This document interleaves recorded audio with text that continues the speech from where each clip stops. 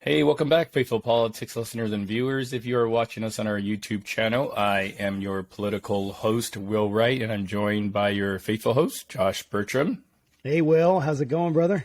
Going great. And this week we are joined by Mathew Littman. He is the executive director of 97% and host of Talking About Guns podcast. He previously served as chief speechwriter to Joe Biden from 2006 to 2008 and was executive director of the pro-Biden super PAC Win the West.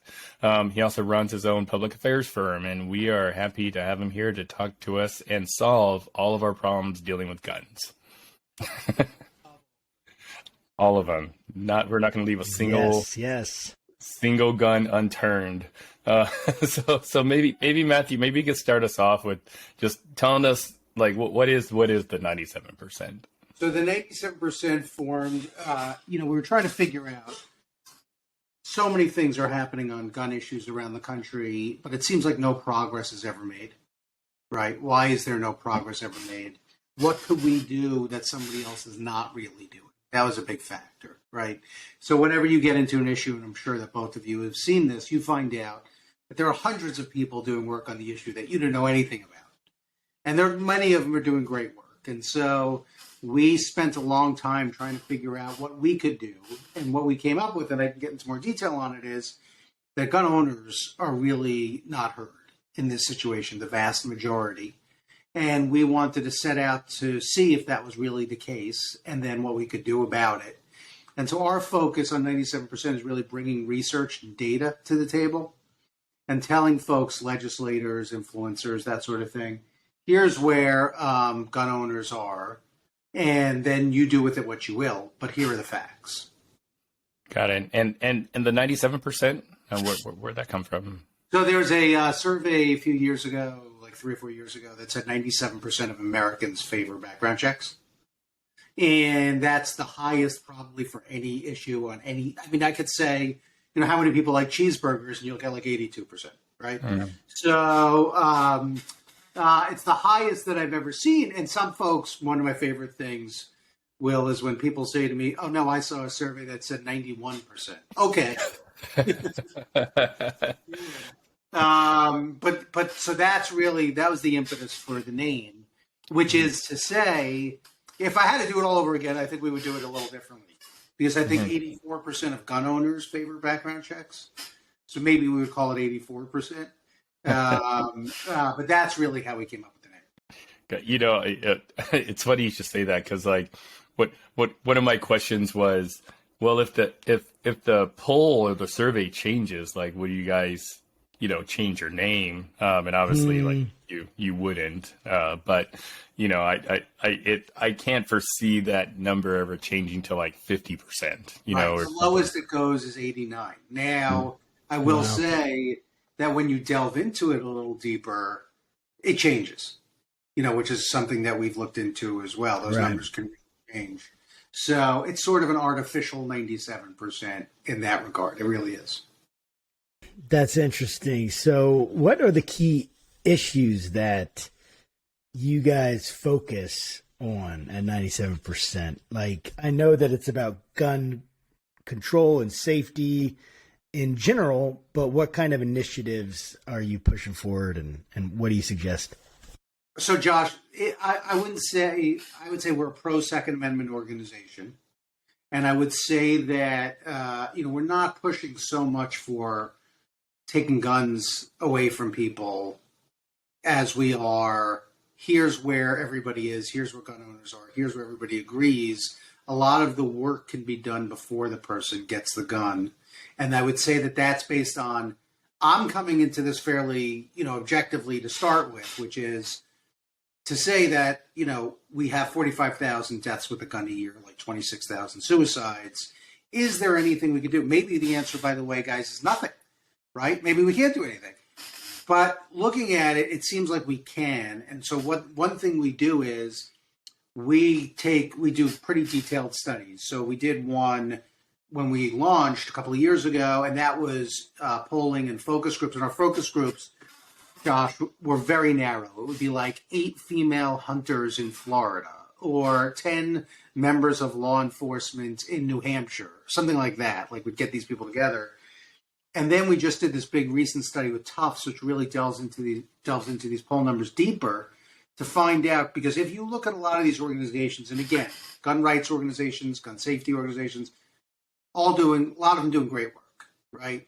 But with nothing really changing, what is the issue? And part of the issue I find is that a lot of these organizations, they're advocating for 85 different things. And maybe they could do a couple of them, but that's never been the way that I think a lot of us have seen leads to success. If you're not focused on any couple of things, then you're probably not focused, right? So when we did our thing, we came up with 4 areas, or really 3 areas of potential help.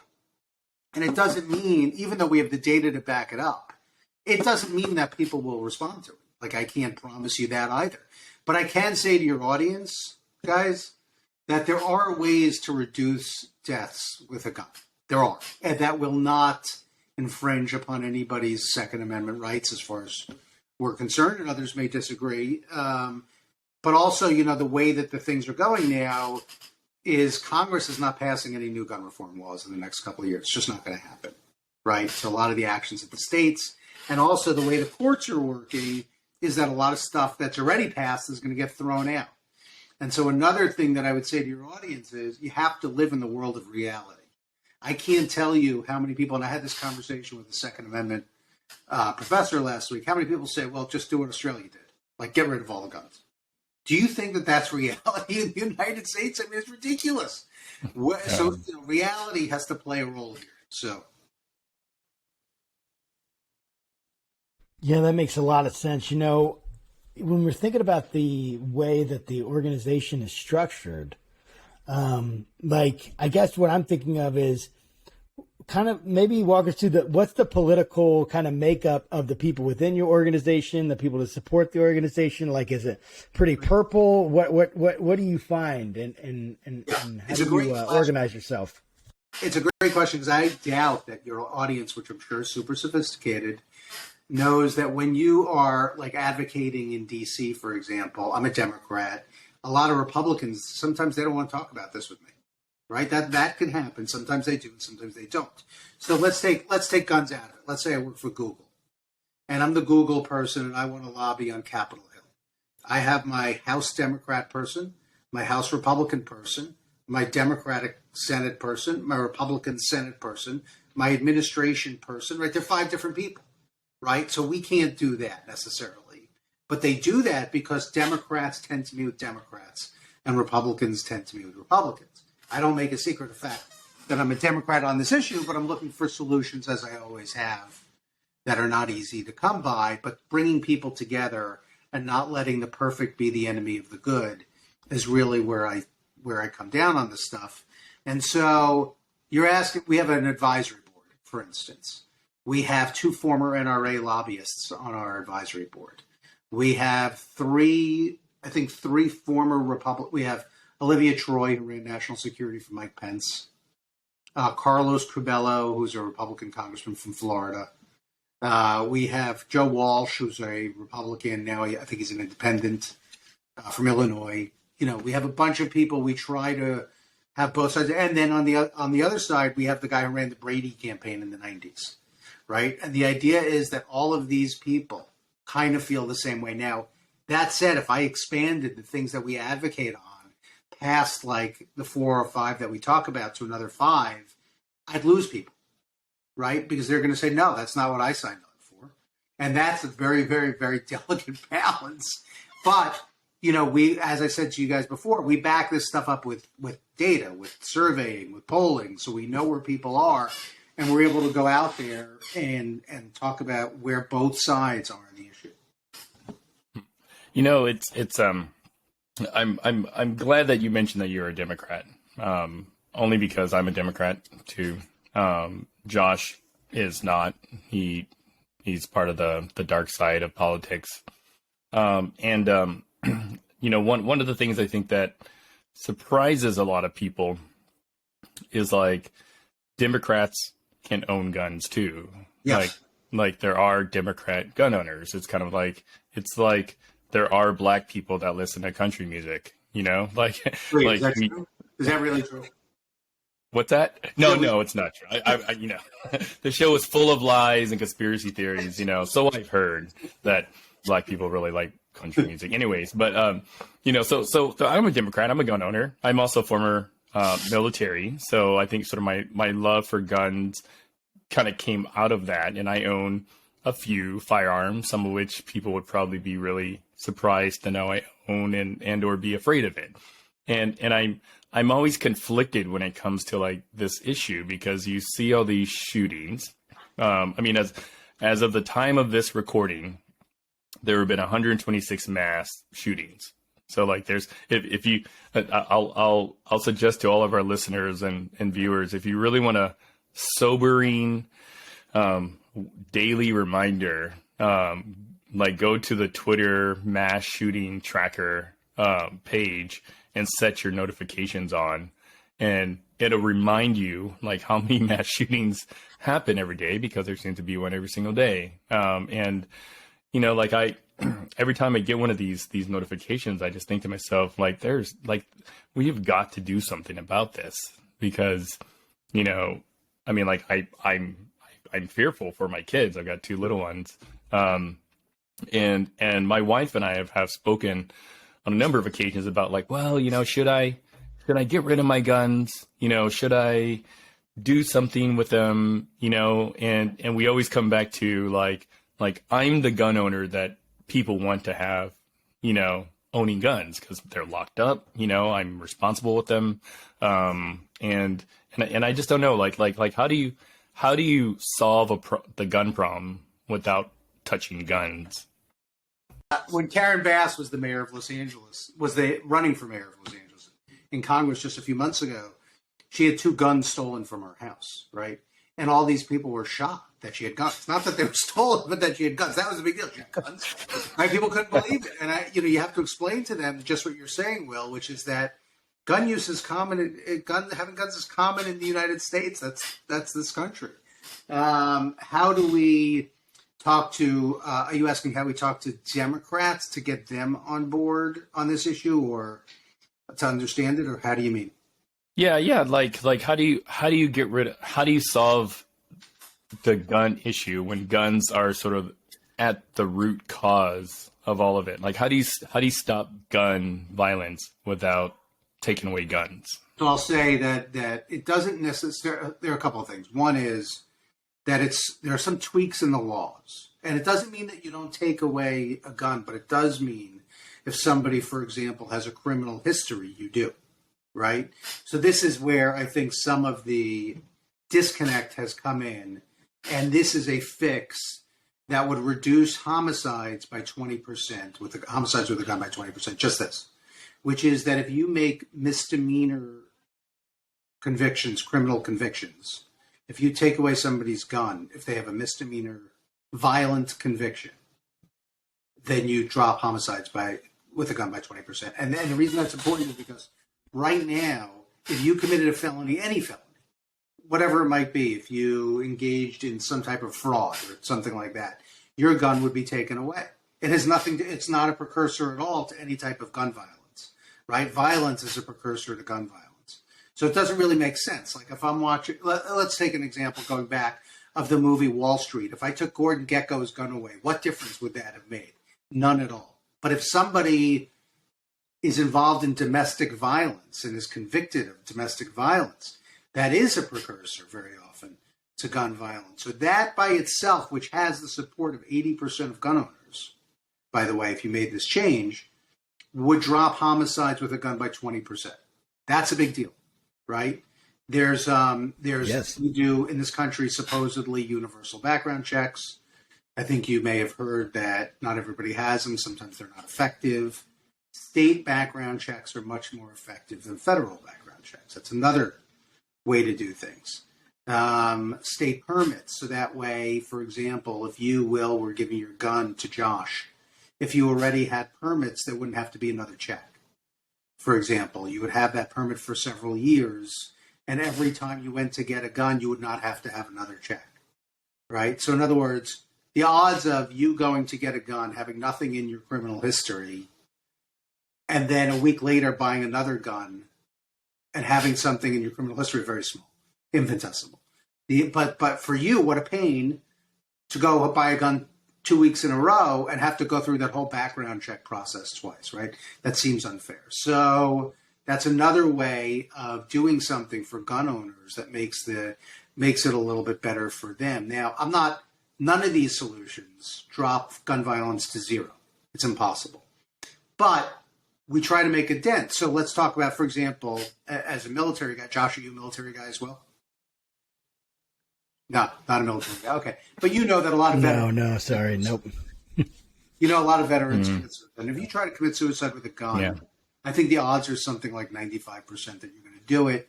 And if you try to commit suicide any other way, it's like 3 or 4% that you're going to be able to do it. And somebody could be having a temporary crisis, a temporary bout of depression that causes this. And so if you do things like, the thing about these state background checks is they don't take long, but it's a delay. The other thing that I would say is red flag laws, which is where the suicide part comes in, are fairly effective if they're used properly or at all, which they're often not, right? So, a lot of states have red flag laws and never use them. People don't know that they exist. But you also have to do things like a mental health check for the person who you're trying to get the gun away from, because they may be a threat, because they may not be. You have to have a speedy process because a person has a right to have a gun in this country, so you can't make this thing take forever. And if a person does this just out of vengeance to get the gun away from you, then there have to be legal repercussions for that person. And that does happen. When we were in D.C., I was meeting with a congressman's office, and they said New Jersey law enforcement had just been in their office. And they said sometimes people are using these red flag laws as a form of vengeance against their spouse, man or woman. So, these are all things to consider. And you correct me if I'm wrong, because you own you gun, but I don't think that they would be taking away from your ability to own a gun. Unless, of course, you beat up Josh at some point and were convicted for that. I hope that didn't happen. Which is possible. But can you expand a little bit more about what are red flag laws? And you mentioned how some people can kind of abuse that. Maybe give us some examples of how it has been abused. So I don't know. I can tell you how it would be abused without knowing the specific examples. I can tell you how it would be abused. But the red flag law is, let's say your spouse or your maybe at your job or law enforcement thinks you may be a threat to yourself or someone else. Let's say you posted something online or something like that, or you're making threats at home. They can petition the court, basically, to say, let's have a hearing and maybe take this person's gun away from them for a period of time, let's say a year, right? And so studies have found that I think it's in one state, 1 of 10 cases, it prevented gun violence. So, for example, in Florida, where they have red flag laws, it's been used over 2,000 times, the red flag laws, just in 4 years, maybe 4 or 5 years. And other states that have it, people don't know they have it or that it exists at all. And that happens. That's happened in a couple of mass shootings that we've seen, where if the states had used a red flag law, the person wouldn't have had a gun because they had come to the attention of the police already, right?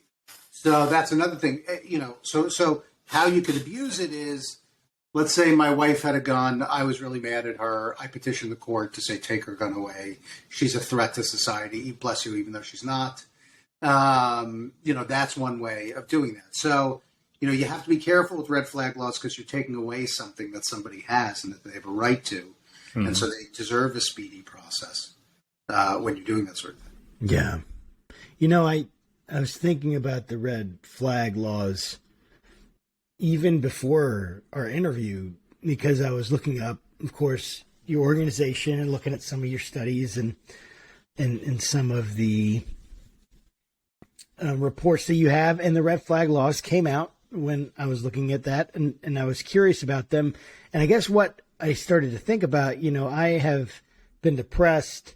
I've never been suicidal, but I'm on antidepressants or whatever, and freaking half the country is on antidepressants.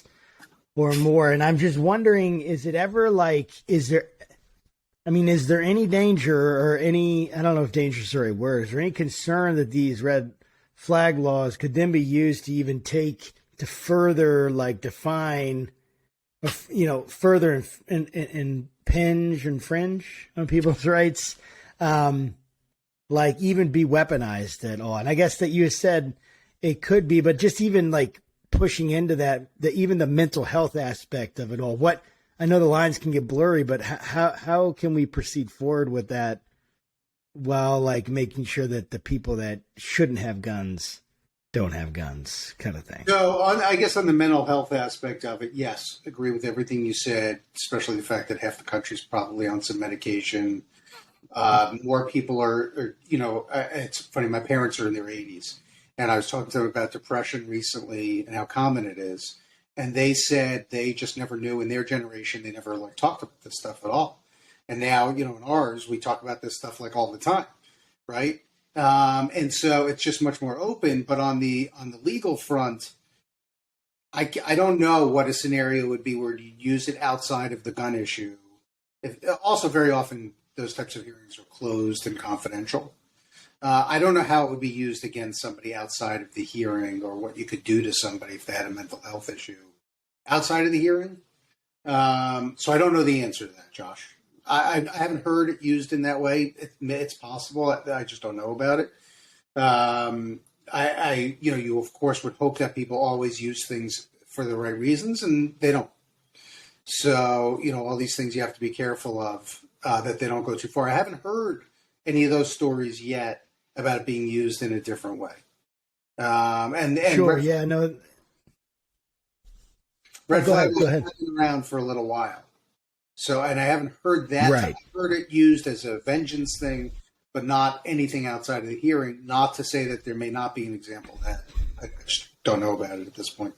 But as they become more common, maybe you would hear a story like that. But it's hard to believe. I mean, I think, if somebody would have a hearing, is it possible somebody would hear about the hearing, hold it against the person? I don't know the answer to that.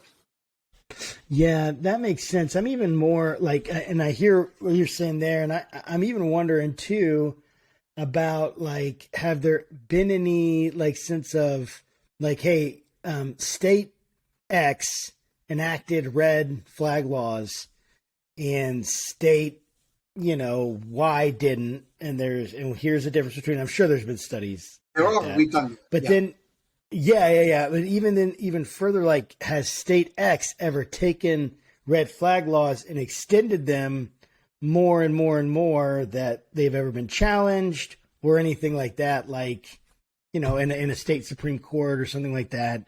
I'm just curious about that. Like, has it ever been extended to the mental health issue? I'm just thinking about that in mind. I'm thinking, could they say, hey, you're on duloxetine or whatever, therefore you're emotionally unstable, therefore you cannot. I guess there's be HIPAA violations there. I don't know, but I'm just like, I'm just curious about it all. Could somebody bring it up? But as you said, being on antidepressants is common. Like, you're not taking away somebody's gun because they're on antidepressants. That's just not happening. And as another example, and I don't mind saying this on your show because it's been said publicly, and I've been around, there's a woman named Amy Swear at the Heritage Foundation. You guys know the Heritage Foundation?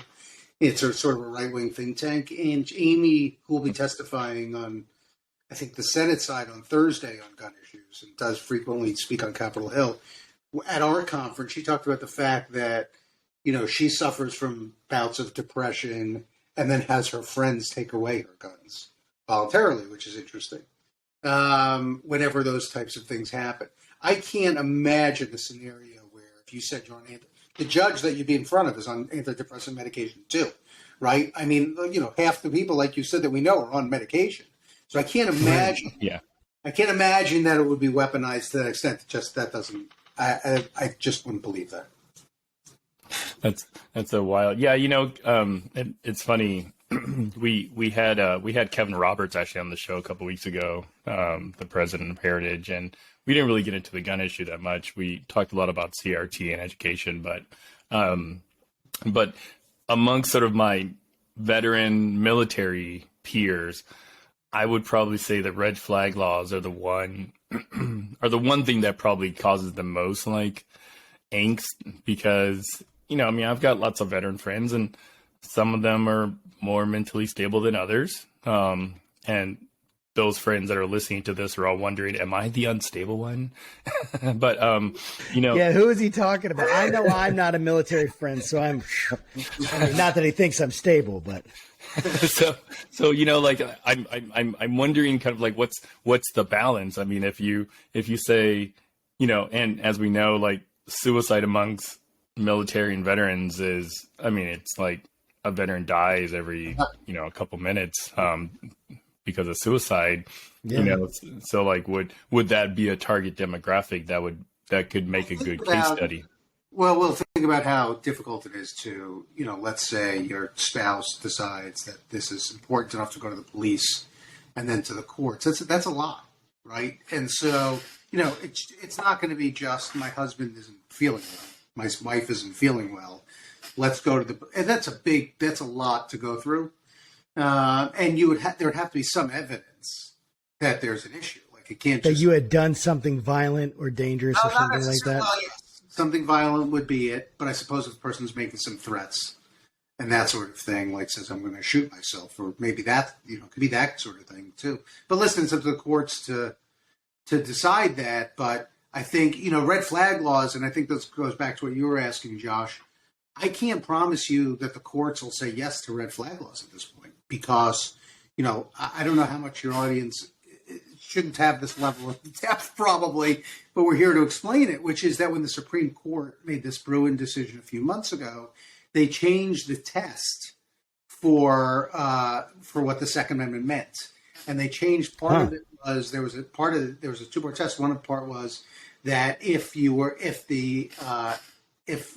could ban something, a gun, if it was perceived that there was a real issue of harm to the community. In other words, the courts could pass these laws.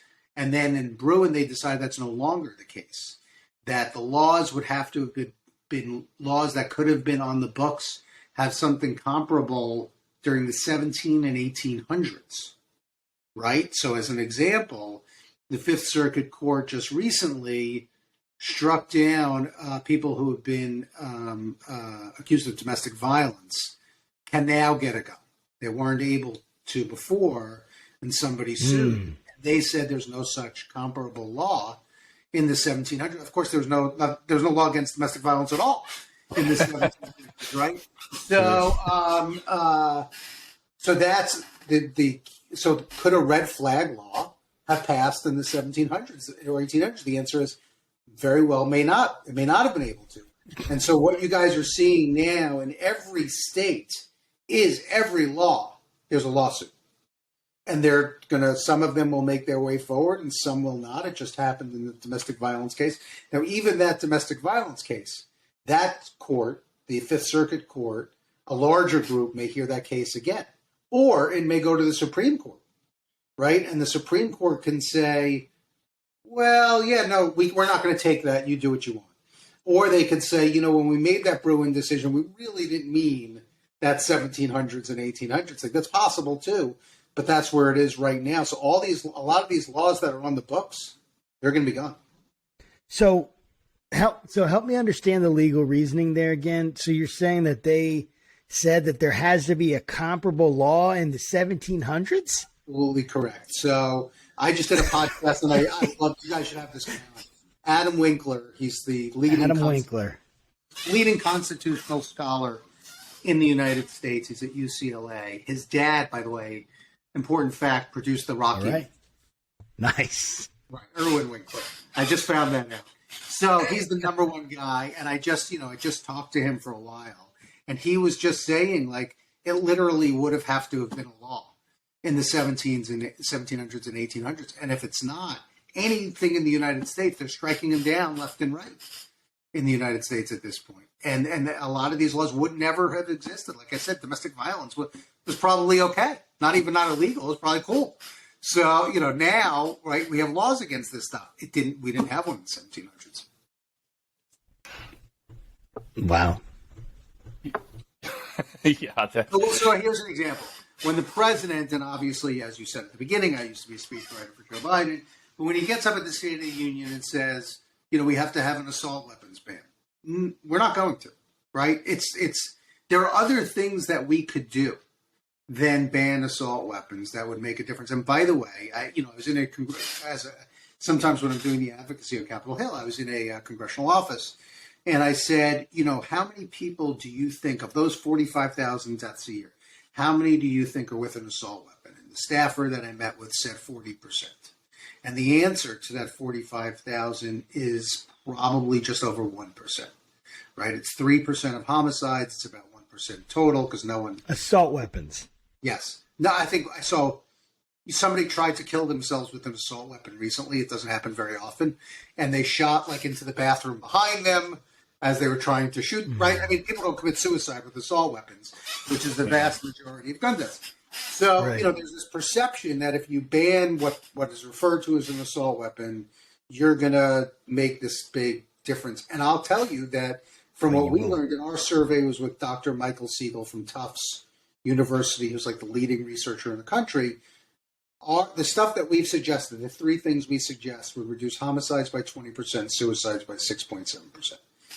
Look at what assault weapons ban would do. Not only that, the country does not favor an assault weapons ban. Recent Washington Post poll had it at 49%. That's down from 56%.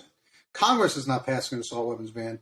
The courts are not going to okay an assault weapons ban because there were no assault weapons in the 17 and 1800s. So what would they be banning, right? I swear. I mean, this is so there's not going to be one. So to spend the time, and again, I work for the president, but to spend the time on this assault weapons thing, I get that it scares people, mass shootings, I get it. But there are other things that we could do that would be more effective. Yeah, I'm curious how much consideration your organization has given to, proposed legislation or actions, processes, whatever, to curb gun violence, and how it may or may not affect minority groups, because my approach to thinking about gun legislation is always sort of with the idea of, when you've got underserved communities of color, sometimes those communities will become gun owners because Sure. they want to protect themselves, because the cops may take forever, to come. So have you guys given some thought about, how those two kind of tie together? Yeah, we just did, as a matter of fact, a program on gun safety with the National African American Gun Association, where we ran a campaign with them on gun safety, because I think the number one group of new gun owners in the last couple of years is Black people. And I think a lot of that is sort of what you said, which is, everybody else is getting a gun. I got to protect myself here. And especially during the pandemic, I think people were really kind of frightened. So we did that program. When you look at some of these old laws, a lot of them were set up to prevent Black people from getting guns, basically, or to what they felt was protecting white people, from Black people, right? That a lot of the laws were based on racism at the time. Mm-hmm. No question about it. And so, and the fact that people want to go back to these laws that were based on racism is unbelievable. But you do have to be very careful about, issues where, for example, that would affect Black people more than white people, right? Like you're taking guns away from Black people more than you would from somebody else. And you do have to be very, very careful about these things. Because racism exists to this day, now, just as not as overt mostly as it once was. So you do have to be very, very careful on these issues. So we're very cognizant of the fact that gun ownership is changing in this country. We've worked on campaigns around gun safety, and we try to make sure that our elected officials know all of this and understand all of this too, because we're not bringing in stuff like when we talk about even these Second Amendment issues. It's important to realize why these laws existed the way that they existed in the past. So all this is so fascinating to me because I'm a gun owner. You would think I have a lot of guns, but I don't. I have two. I have a rifle and a shotgun. Because the police officer that came to my house after I almost got broken into when I lived in Canal Winchester, Ohio, told me, don't get a handgun, because if you don't know what you're doing and you shoot through a wall and kill someone, you're going to be liable. He's like, so get a shotgun and birdshot. He's like, and that's the best, self-protection. I got the shotgun for self-protection completely. I actually went out the next day and got a shotgun after they almost broke into my house. So, I'm just thinking about, like, people probably look at me and they think, man, or if they know, oh, he's a pastor, he's a conservative, he probably has all kinds of AR-15s and whatever, and 1,000 rounds of ammunition, when I don't, and I know that Will has a lot more ammunition and better guns than I do. Hey, I'm just saying, Lauren Boebert said if Jesus had an AR-15, maybe he wouldn't have been crucified. So I'm just saying. Well, he probably wouldn't have been. Right. You made me right. So my point in all this is, like, you could easily make a prejudice assumption or presupposition and whatever, and make a mistake. I mean, people do it all the time. My question is, how are the demographics trending in terms of actual gun purchasing, ownership? How do we break down, like, do we have the breakdown of gun ownership by gender, political affiliation, religion, whatever? Like, what do those bear out? I don't have those on me. But I will tell you that the big thing in the last couple of years is way more women buying guns. Way more black people. Nice. So it used to be the vast majority were like white guys, and that shrunk, right? Because over the last 2 or 3 years, and I don't have those statistics off the top of my head, but over the last 2 or 3 years, that's changed a lot. What do they have any idea why? Yeah, I mean, why is it in the last 2 or 3 years? Just because of the pandemic and everything with. I think that's why. And then once people get used to buying guns, it's not like they want to give them away, right? You want to keep them. So I don't expect it to really decrease. Maybe the rise of gun ownership will slow down a bit. But I think, when people are home and scared during those couple of years, people bought guns. And so you're definitely seeing a big rise in the number of women. I could probably Google it while we're speaking. But there's a big rise in the number of women buying guns, for sure.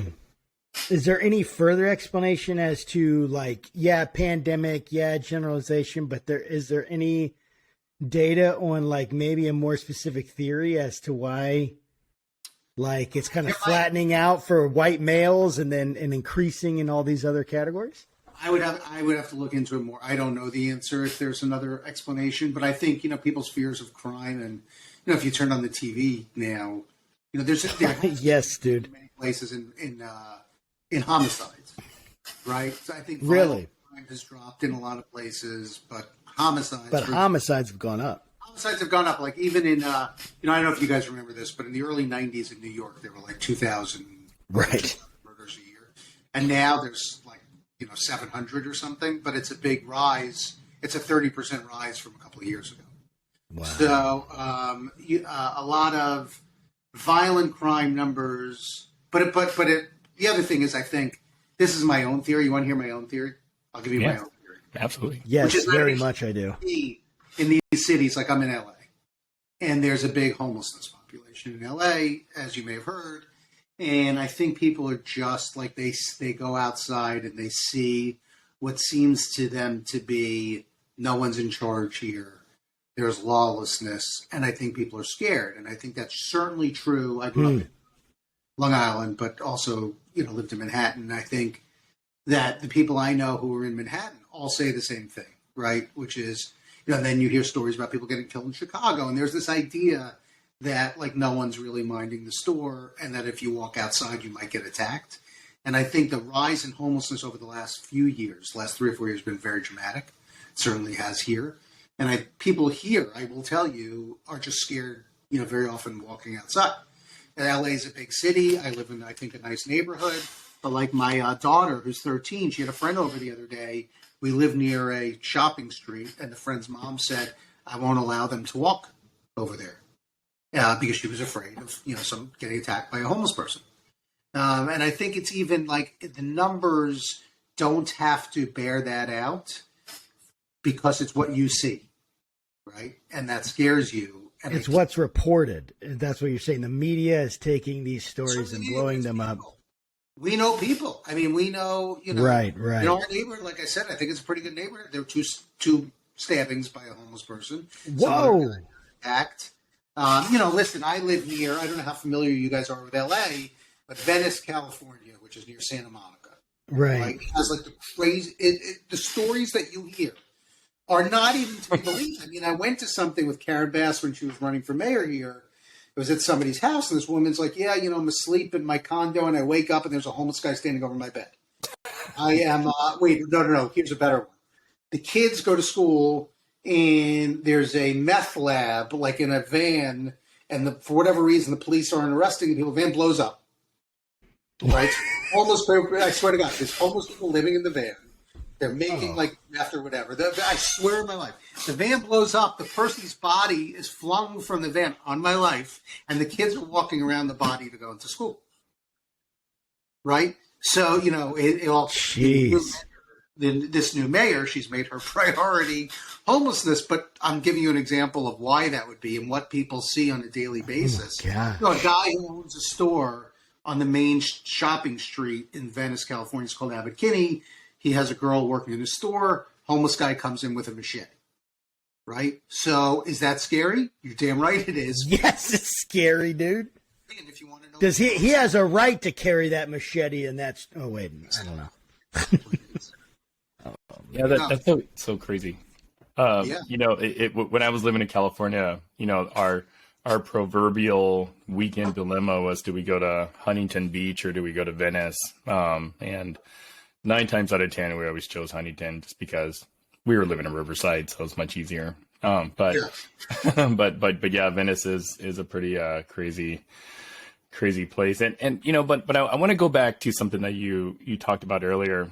And I don't think we really kind of went into it in too much detail. Is like what's the roadmap to get us from where we are today to where we want to be, in the future? And then maybe kind of a follow-on question is like, how do we measure our success? Like, do you guys, rename your organization 100%, or do we look at, sort of trends and gun violence and see that it's going down? So on the overall, for the country, you just want to see that violence is going down. Right now, there are a couple of other factors. Usually there are more people every year in the country, right? Population goes up, not down.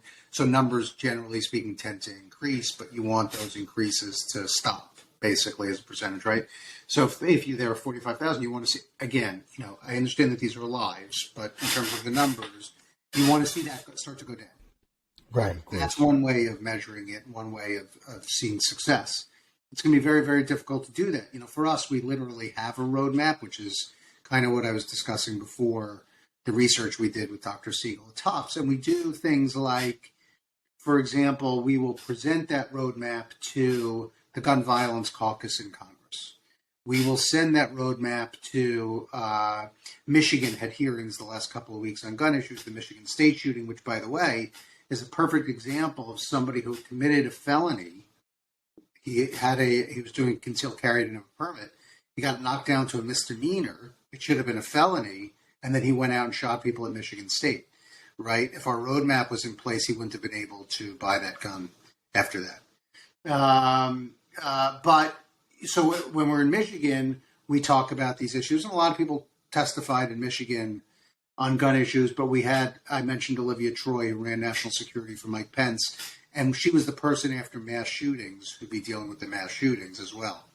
And she's interesting. Let me just tell you a quick anecdote, because her aunt, she's from New Mexico. Her aunt lives in New Mexico.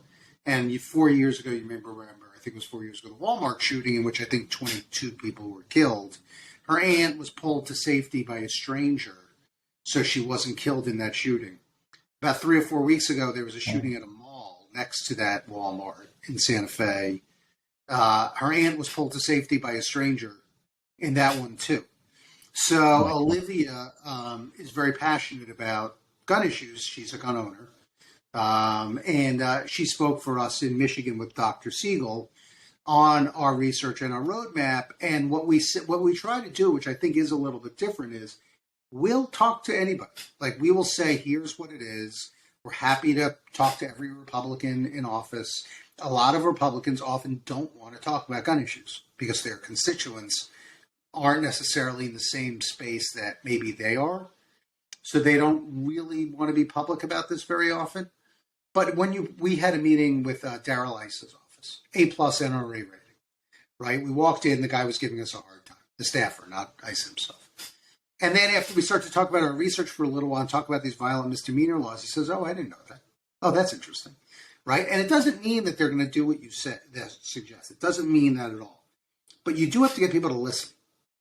And it does take a while to get these things done. It's not done overnight. It takes building up trust. It takes a while. The other thing, if people really want to make change, and you guys know this because you deal with talking about this stuff all the time, is you have to support and vote for the people who follow your values, right? That's the biggest way to make change. Yeah, absolutely. You know, this is either a last or second to last question, but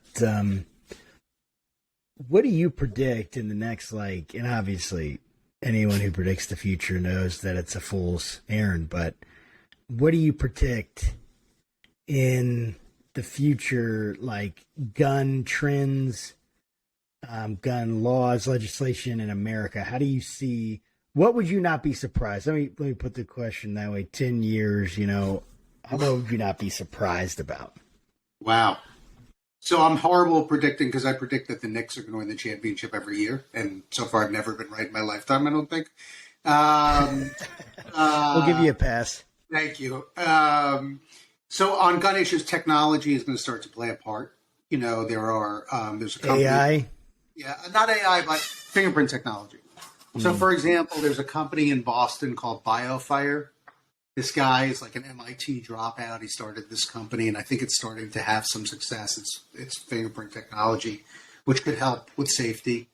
The philanthropist that I work for has invested in a company that makes a smart safe that looks like a holster. And it's kind of an interesting story. It's also fingerprint technology for when you put your gun away. There's a key as a backup, just so folks know. But it's an interesting story. How did this come up? Because somebody in Georgia, when we were doing research, they said they go to Atlanta Falcons games. People leave their guns in their cars and their guns are stolen. Right? And stolen guns are very often used, again, in crimes. How do we prevent that from happening? So I think these technology companies, it's not widely embraced yet, but as people get used to the idea of a smart safe or a smart gun, I expect to see more of those. Also, the volatility. So you think there'll be like an i9 millimeter or something like that? Like an iPhone, we have our i9 millimeter that is customized to us and our eyes. Sorry, that was a dumb interruption. Go ahead. No, but yeah, eventually, but right now it's fingerprint technology is what it is. I don't know how much time do we have for like 10 more minutes. Okay, so I'll just tell you guys, because you may not know this. I want to tell your audience this great story, which is that New Jersey passed a law. This is like the early 2000s, that when smart technology on guns was adapted around the country, anywhere in the country, all stores in Michigan would only sell smart guns. Right? Do you know this story? No. Okay. So anywhere if they sell smart guns, New Jersey's only in the smart gun business. Okay. A guy in Bethesda, Maryland, in his store, sells like the first smart gun in the United States. And all of a sudden he's getting all these death threats. Right? He has no idea why. It's because the people in New Jersey did not want to have to buy only smart guns. So they didn't want to. So now only really in the last few years did New Jersey change that law to say you also have to smell. You don't have to get rid of the other ones. You just also have to sell smart guns if they're available in your store. It's taking a while. Remington was in bankruptcy. I think they were offered, it was Remington, $640 million by a Native American tribe to turn it into a smart gun company a few years ago. And they said no, because they didn't believe that their people would want that. Their board didn't want that. So at some point, though, the technology is going to become just more ubiquitous. And it's taking a little bit of time for that to happen because there aren't as many companies doing it as you would think. The legacy gun companies don't want to do it. They don't want to get involved in it. So that part of it in the future, I think, is interesting. The other thing, and the biggest thing going on, is going to be the courts. So most of the Supreme Court currently is pretty young. So these people may be around for a while. So people think that the Supreme Court is all of a sudden going to change course. It's not. So people have to get used to the idea that a lot of the old gun laws are going to get thrown out. And that's something that I think people have not grappled with yet.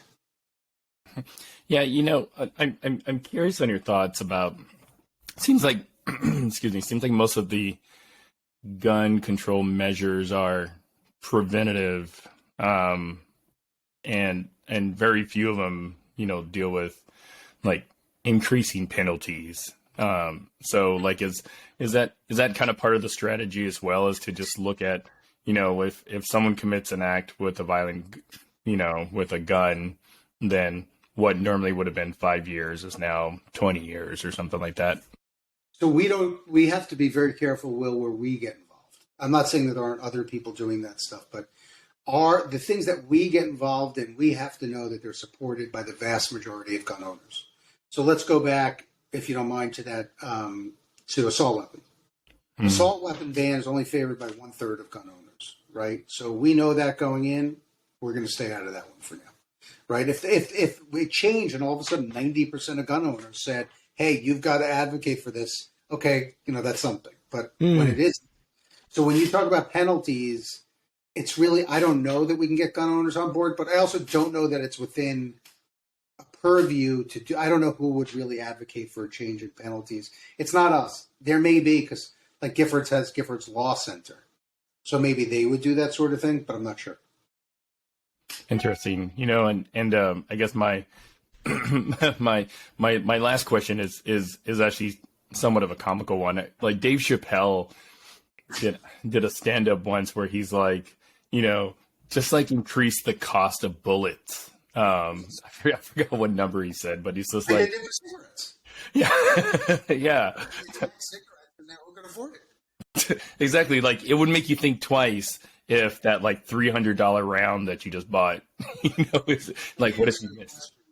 Would gun owners be in favor of that? Right. So, the idea that all of a sudden the state is going to do that. Also, there's nothing that prevents you from going from Indiana to Michigan. Like, there's nobody on the border there preventing you. Sorry, guys, turn that off. Okay. No one preventing you from going from one state to another. So if Chicago has a law that I'm going to tax you at 90%, and Indiana has a law that says no tax on this item, you're going to just go buy your ammunition in Indiana and drive into Illinois. Yeah, that's true. Well, thank you so much, Mathew Littman, Executive Director of 97%. And I feel like I'm losing my voice as we were talking, so I apologize for people that are having to hear this. But yeah, thank you so much, and we really wish you and your organization success. And I guess if people want to learn more about your organization, like where can they go? 97%. Thank you. Is our website, 97%.us. But also, you guys are doing a great job. I've listened to you. Thank you so much. You guys are doing a fantastic job. You guys bring people together as well, and I think it's terrific. Yeah, and the next time you talk to Olivia, tell her that Josh still isn't running for office. Like we've had her on the show. Oh, you have? Yeah. On the show? Oh yeah. My gosh, it's an interesting person, right? Yeah. She's got so much stuff going on. Every time she comes on, she tries to get Josh to run for office, especially like when she was doing her.